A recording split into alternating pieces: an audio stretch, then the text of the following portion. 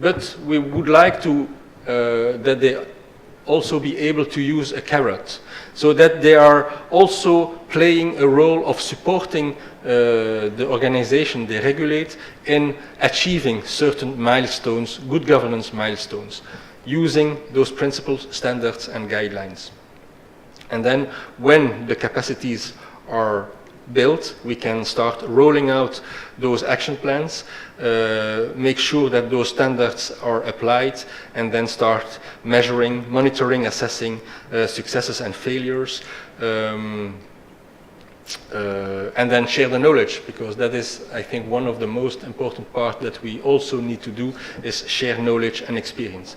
And so, because it goes also in the other direction, once we have those conclusions from the implementation, we can adapt and review the principles, standards, and guidelines, and then we can also maybe review the vision if it's not appropriate anymore. So you see, by this double direction, those regulating bodies play a crucial role in this change process.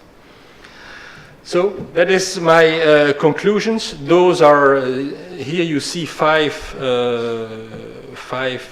partners that are willing to put their hands together to develop a regional good governance platform. So if you think that you recognize the benefit of this collective action, and if you want to, your institution to progress on governance and join this platform, you can contact me, join us, and all the documents can be found on this webpage. Sorry for, I see that some text are not clear, because there is when sending my proposal, it seems that there is some changes in format, but sorry for that. Okay, you can come to me afterwards if you are interested. So thank you. I will hear with pleasure your questions. Thank you. Thank you very much, Mr. Litton. I am interested, of course, in contacting you about that report. We'll have questions afterward, after all presentation. I must say one thing. What your presentation has reminded me of a report on the engineering profession that was issued about a few years back, 2015, I believe, from UNESCO. It's called the Engineering Report. UNESCO issues report on education, issues report on science, and that was within the UNESCO Engineering Initiative. One thing that struck me in that report, because at that point in time I was at UNESCO headquarters and I was tasked with supporting the ADG in the effort to work on the engineering initiative, is that we now are at a time where we have to come up with a new vision of what constitutes an engineer. Mainly because most of water sector is led by engineers, civil engineers most of the time.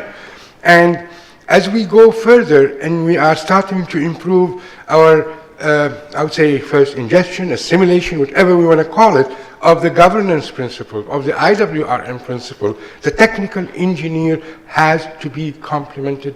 Our technical engineering education has to be complemented with a legal education and with a social science education as well.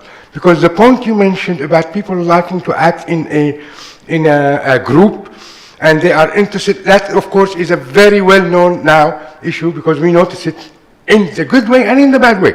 We notice it either way. People like to act in group, but we don't learn that in the engineering school.